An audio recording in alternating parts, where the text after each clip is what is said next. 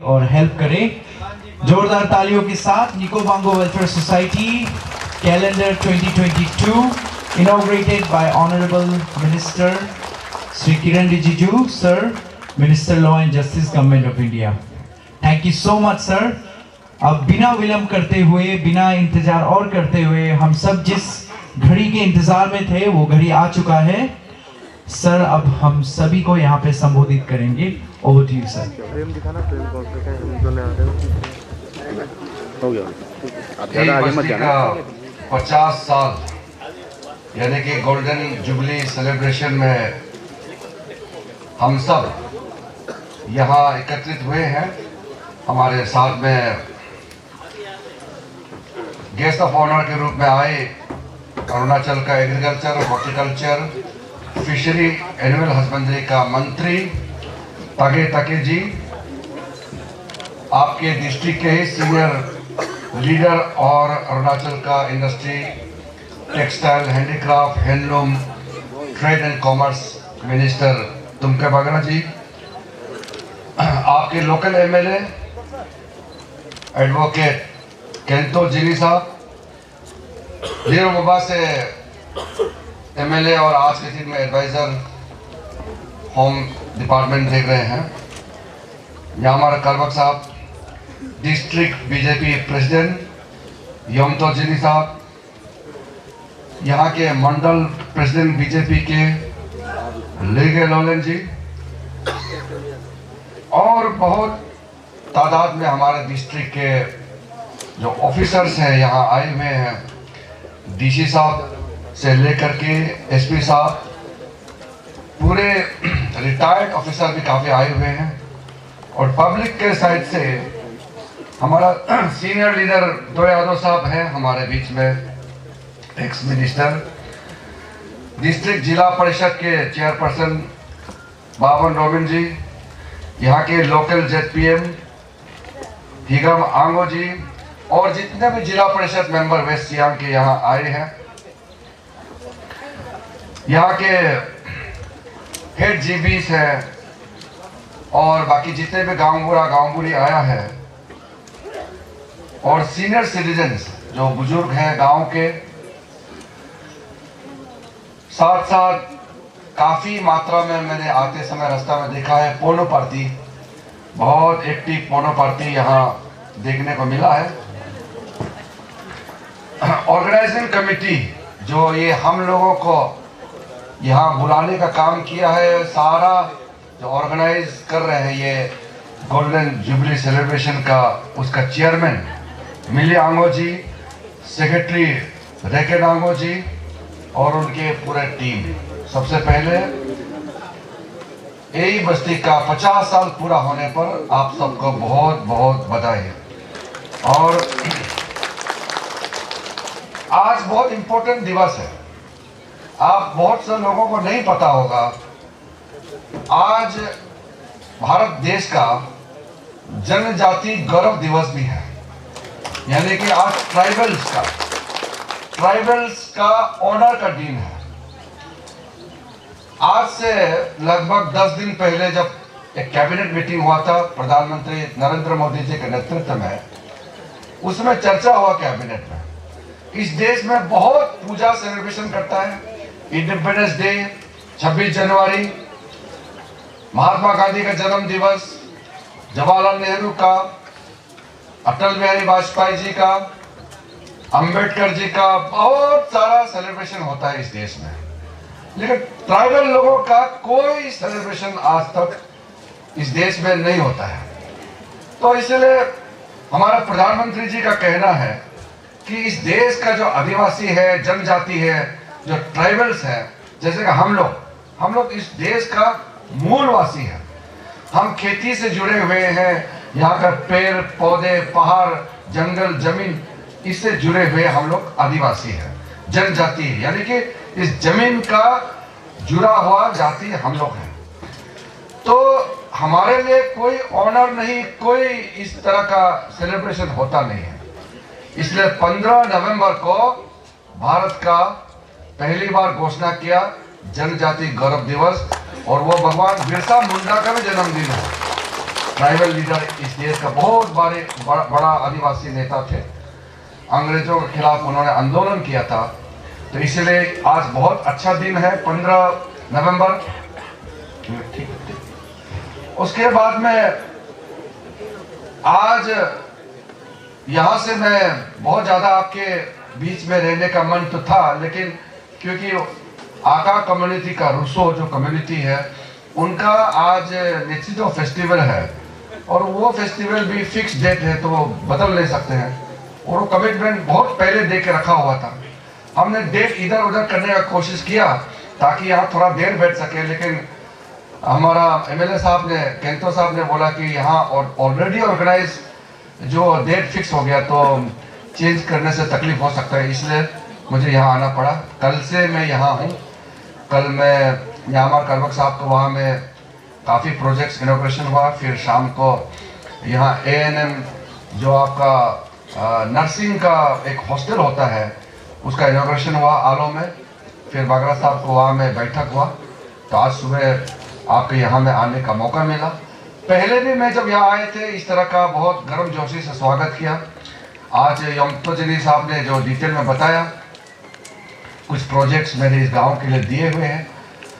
आगे आपने एक स्कूल का डिमांड किया है। स्कूल का तो आजकल ये अरुणाचल गवर्नमेंट का कुछ पॉलिसी है कि स्कूल का एक स्ट्रेंथ, उस स्कूल में कितना स्टूडेंट है, कितना उस पर गाँव का साइज है, वो मिला करके एक प्रोविज़न बनाया हुआ है। तो आपने तो डिमांड कर दिया, मैं एमएलए साहब से बात करके इसमें क्या इंफ्रास्ट्रक्चर दे सकता है, आपने मल्टी स्टोरी बिल्डिंग के बारे में जिक्र किया, तो मदद जरूर करेंगे हम इसके लिए, आप चिंता मत कीजिए। थोड़ा सा स्कूल में तो हम लोग कंसल्टेशन देता ही है और हमारा जो मुख्यमंत्री है पेमा खांडू साहब है वो भी हेल्थ और एजुकेशन में बहुत ध्यान दे रहा है। तो इस हिसाब से मैं सीएम साहब को बता दूंगा इसका फंड एलोकेशन के लिए। इसके बाद में यहाँ वेस्ट सियांग जिले में आप लोग बहुत मेहनत करते हैं।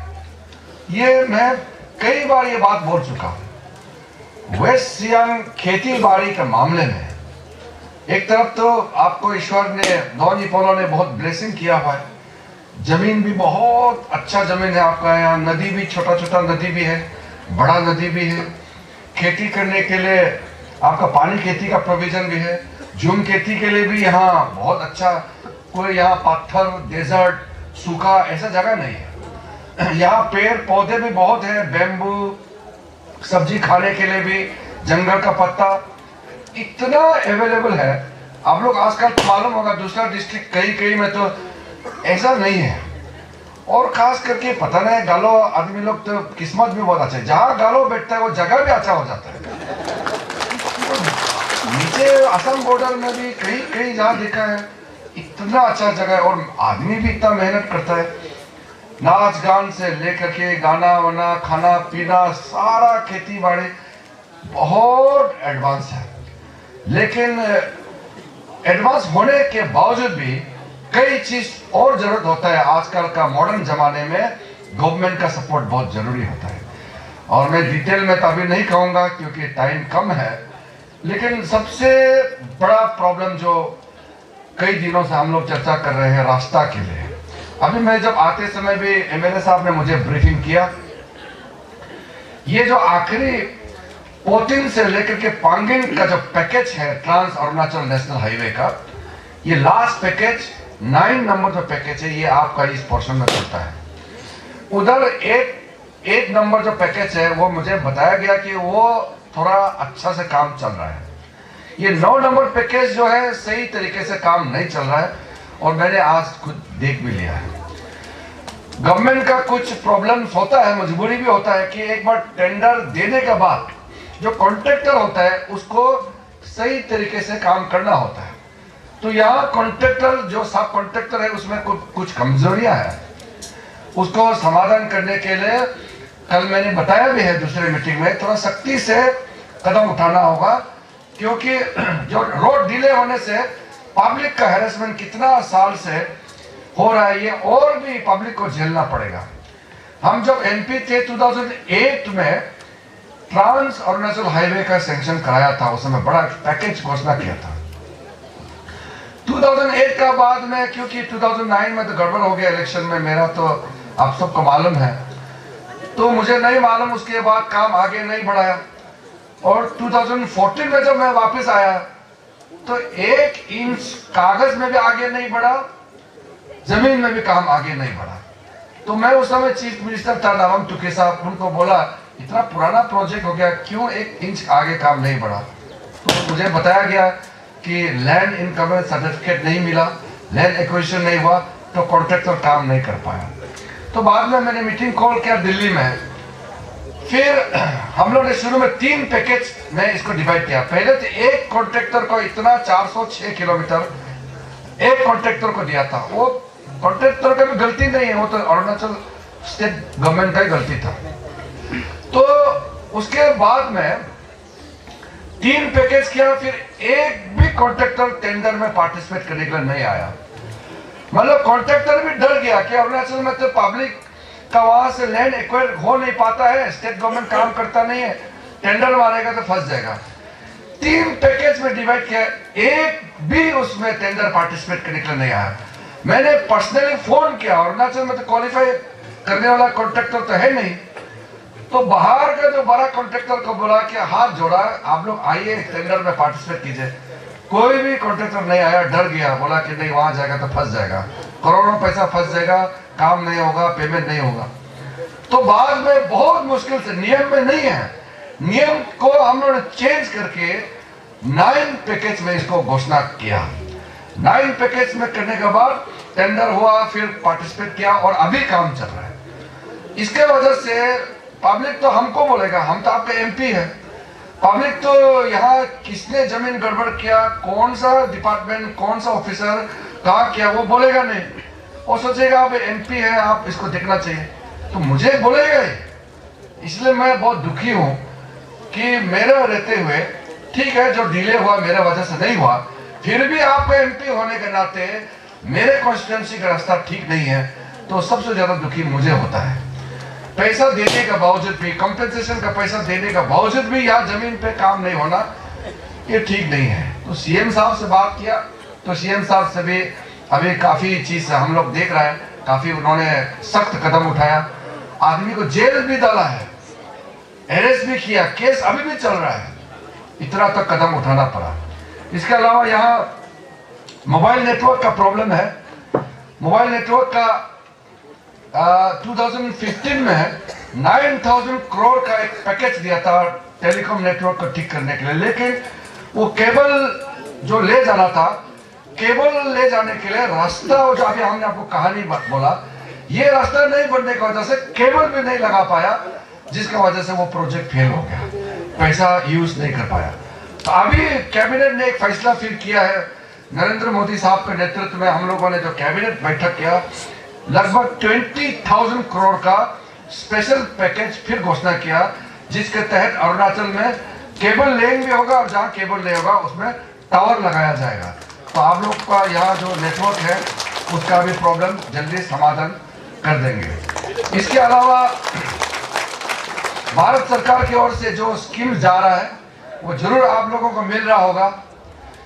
कोई ओल्ड एज पेंशन होगा, कोई औरत लोगों का प्रेगनेंसी के समय में मदद का, आंगनवाड़ी आशा वर्कर के माध्यम से बच्चों लोग का फिर खाना पीना, पीएम पोषण का स्कीम, और यहाँ आपको घर में बिजली देने का प्रोग्राम चलता है, आपको घर में गैस पहुंचाने का भी प्रोग्राम चला रहा है, गरीबों के लिए घर बना देने का भी नरेंद्र मोदी जी गवर्नमेंट का तरफ से पूरा स्कीम चला रहा है, आपका गांव में टॉयलेट बनाने का, बाथरूम बनाने का, किसानों के लिए मदद, कई सारा स्कीम हमारे सरकार प्रधानमंत्री जी के नेतृत्व में तमाम काम चल रहा है। इसी डिटेल में बताने का जरूरत नहीं है, आपके पंचायत के लीडर जेडपीएम लोग यहाँ है, वो आपको बताएंगे, फिर ऑफिसर लोग आपको बताएंगे।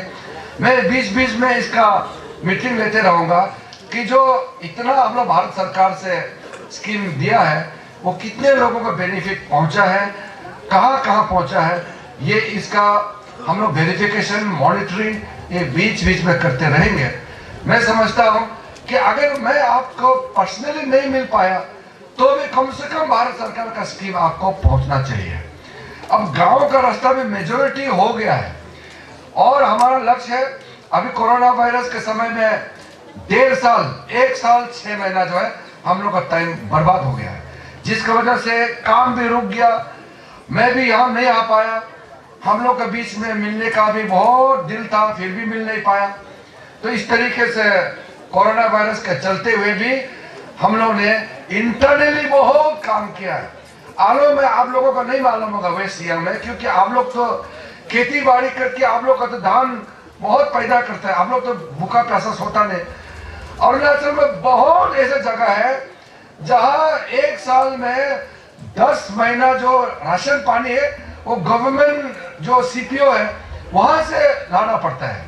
यहाँ जैसे खेती नहीं होता है बहुत जगह, ये पासीघाट साइड में पापमपारे, लोहित और ये नामसाई एरिया में तो खेती यहाँ जैसे होता है।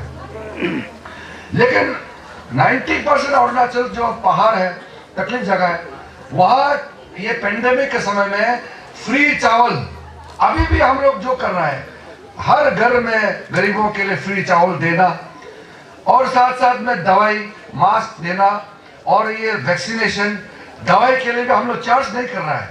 कितना लाख करोड़ रुपया इसमें जाता है।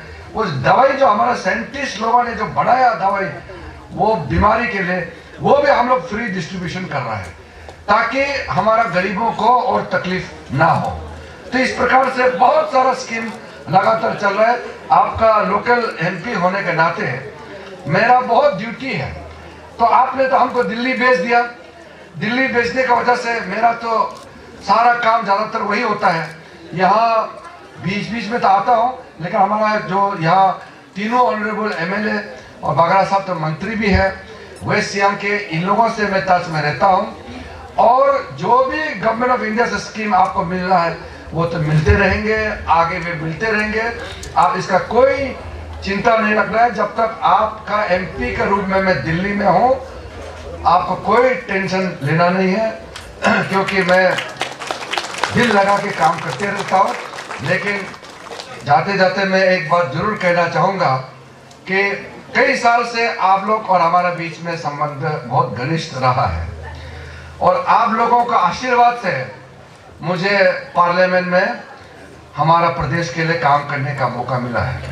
और उस समय जब मैं नए एमपी बने थे तो अरुणाचल को बहुत लोग नहीं जानते थे। अरुणाचल का एमपी भी एक सिर्फ नाम का या मिनिस्टर ऑफ स्टेट, बहुत इंपॉर्टेंट डिपार्टमेंट भी मिलते नहीं थे, या एमपी था कोई जानते भी नहीं था। हम लोग का स्टेट के बारे में बहुत ज़्यादा लोग कोई ध्यान भी नहीं देते थे। लेकिन मोदी जी का एक आशीर्वाद रहा है। पिछले टेन्योर में भी मुझे बहुत important minister of state home affairs दिया, जिसके चलते कई काम हुआ है। दिल्ली में भी आज भी हमारा अरुणाचल का बहुत बच्चा दिल्ली पुलिस में भी है, वो इस तरह का स्पेशल पैकेज हमने निकलवा के बहुत चीज़ करवाया। अरुणाचल में भी काफ़ी चीज़ इस्टेब्लिश हुआ है।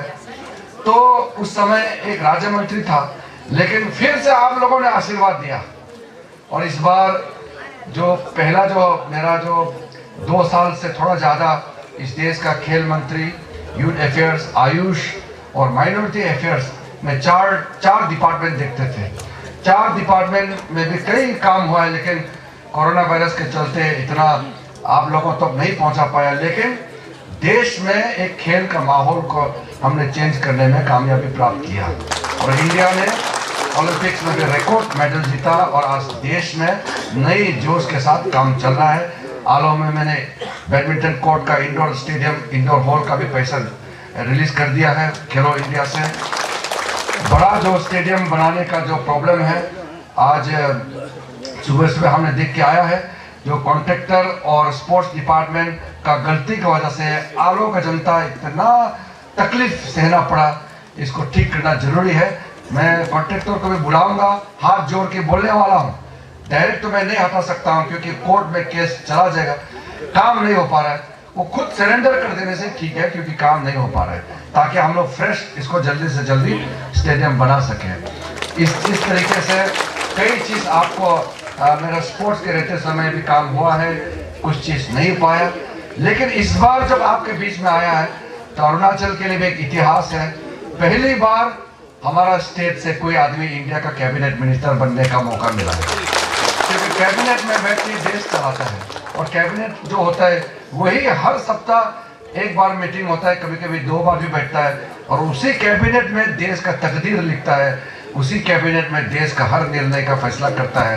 तो आपका जो एमपी को भी उसी कैबिनेट में बैठने का जगह मिला। अगर आप आशीर्वाद नहीं देते तो कहाँ अरुणाचल का आदमी कैबिनेट मिनिस्टर बनने का मौका मिलना था। आप लोगों का आशीर्वाद, आप लोगों का प्यार की वजह से आज इस देश का पहला ट्राइबल जो कानून मंत्री बना है, first tribal minister for law and justice. ये एक प्राइड जो है मेरे लिए, किरण रिजिजू के लिए नहीं है। जो भी ये जो इज्जत दिया है वो अरुणाचल प्रदेश के लिए इज्जत दिया है। यह सारा इंडिया का ट्राइबल समाज के लिए ये बहुत बड़ा एक इज्जत नरेंद्र मोदी जी ने दिया है। इसलिए मैं आपके और आपके प्यार के लिए हमेशा उसको किस तरीके से उस प्यार को मैं एक पॉजिटिव वे में अरुणाचल का विकास के लिए कैसे मैं उसको बदली मैं कैसे कर सकूं और उसको कैसे मैं कन्वर्ट कर सकूं, ये मैं सोचते रहता हूं। आपके बीच में हर समय मिलने का मौका नहीं मिलता है, लेकिन हर समय आपके बारे में सोचते रहता हूं। मौका तो बीच बीच में मिलता है, जो दिल्ली आता है वो तो मिल लेता है, कभी कभी एक्सकर्शन ग्रुप आता है। मेरे ख्याल से यहाँ से भी एक्सकर्शन ग्रुप शायद आया था होगा, तो एक्सकर्शन ग्रुप से कभी बीमारी कोई दिल्ली में जो आता है तो उनसे तो मिलता है, लेकिन मजा तो तब आता है जब मैं यहाँ आके गाँव में आपको मिलता हूँ, तब सबसे खुशी मुझे महसूस होती है। इसलिए आज यही बस्ती में आया, पूरा निको बांगो के यहाँ लोग यहाँ एकत्रित हुए हैं यही बस्ती में, और साथ साथ वेस्ट सियांग के काफ़ी जो सीनियर जिला परिषद से लेकर के हमारे यहाँ एमएलए साहब का टीम सब यहाँ आया हुआ है, और साथ साथ में हमारा बहुत सारा ऑफिसर्स यहाँ आया हुआ है। आप सबकी मैं धन्यवाद देता हूँ कि हमारे साथ आप सब भी यही बस्ती का जो गोल्डन जुबली सेलिब्रेशन है, इस सम्मेलन में, इस सेलिब्रेशन में सब पार्टिसिपेट करने के लिए आए हैं। आप सबको भी इस गांव वाले की ओर से मैं धन्यवाद देता हूं, अभिनंदन करता हूं। फिर से जो आपने डिमांड किया है और जो आगे होगा इसका मैं पूरा करूंगा, यही वादा करते हुए आपसे विदा लेता हूं। बहुत बहुत धन्यवाद।